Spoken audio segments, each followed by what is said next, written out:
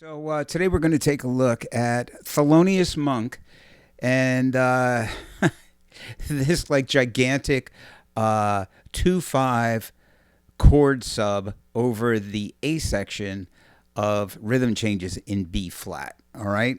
So we start on the flat 6. So the sixth note in B flat is G. So we start on G flat, and we literally just keep doing 2/5s. So minor to dominant, moving through the cycle. And I did all little shell voicings. Root, 7, 3. Conveniently, the same exact fingering. Because what's minor here is dominant 7 here. Ooh. Now, do you need to get real technical and figure it out? Sure, why not? G flat, F flat, B flat, okay? The root, the flat 7, the flat 3rd. Here, it's B, A,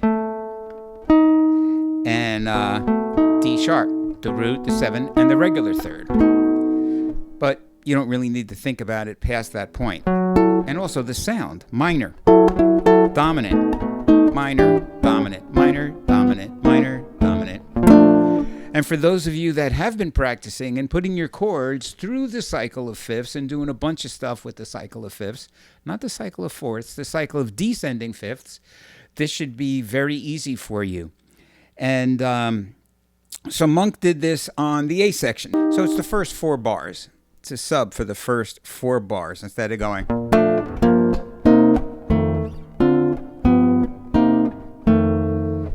He's going.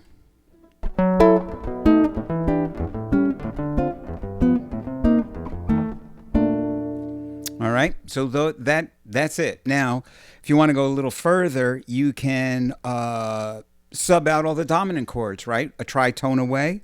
So you'd have G flat minor, a tritone from B would be F, 7, E minor, E flat 7, D minor, D flat 7. I'm doing 9 chords here. C minor, B9, B flat. And again, you don't got to overthink it. Once you have the whole tritone sub thing figured out, you realize you're just going down in half steps, alternating between minor and dominant.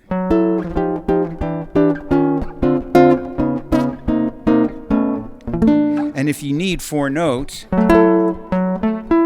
you can add that 3rd there. So now everything is truly 4 notes, great voice leading. Everything is connecting by whole or half step. All right. And as always, the 7 of the chord you're on is moving to the 3rd of the chord you're going to in cycle. You want to get into that? I mean, I guess we could. The 7th of the G flat chord is moving down, 3rd. And then, we just keep doing the same thing.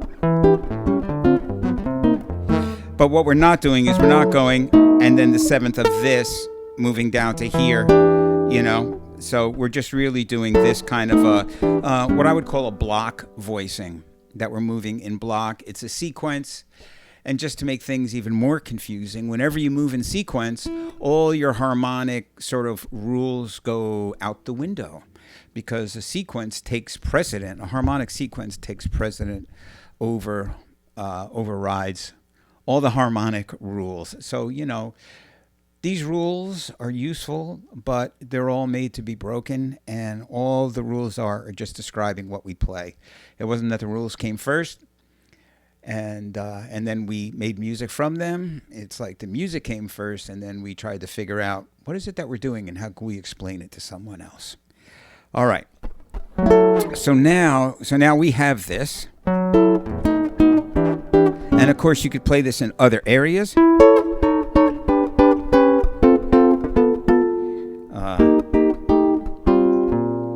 Right? So you don't have to play it here. The reason why I'm doing it here is that I want to show you a riff that I came up with. And this is not a Doug original riff. This is a very typical bebop, Charlie Parker-ish riff, but it works really great over the changes. If you check out Monk doing it, he does a different riff, and I just wanted to sort of come up with something that I felt was sort of mine, even though it's based on something that Charlie Parker did. It wasn't exactly ripping off Monk, so that in rhythm changes, if I did these changes and I played this line, the hardcore jazz guys would not, the jazz police would not roll their eyes at me going, oh man, come up with your own stuff. So, well, let me just show you the riff, and then I'll show you how it sits on the chords.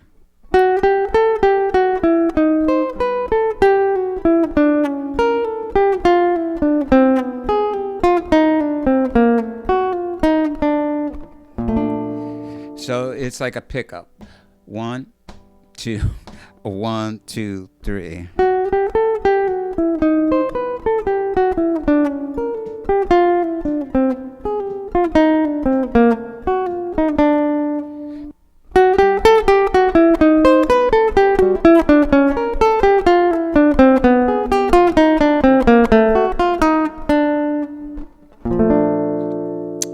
All right, so that's it.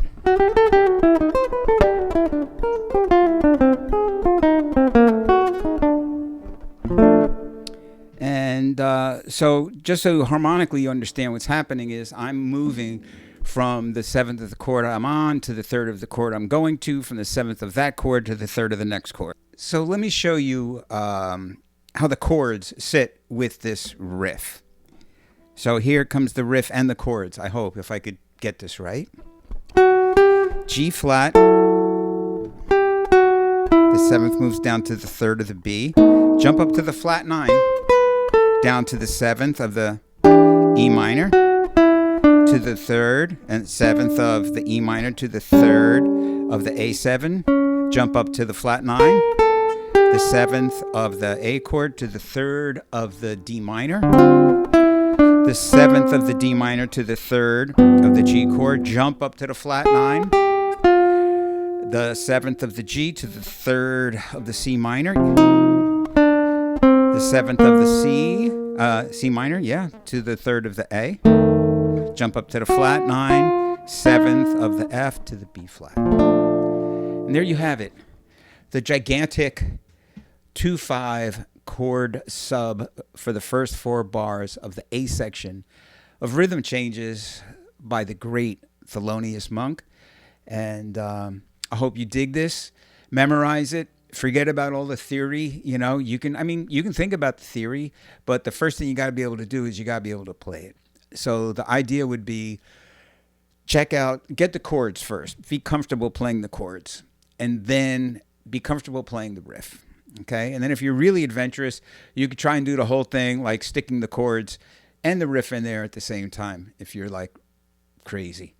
And I guess that's it. So have fun. That's the main thing. Have fun. Everything that I transcribe and share with you is something that I heard, and I was like, oh, I got to figure out what is this? What is he doing? How did he do it? How can I do it? And that's how you build vocabulary, and and find your own voice eventually. Like I put my own riff on top of these chord changes, and I encourage you to do the same. There's a million sort of chromatically descending 2/5 things that you could do over this. So just, the important thing is to have fun and also make it your own.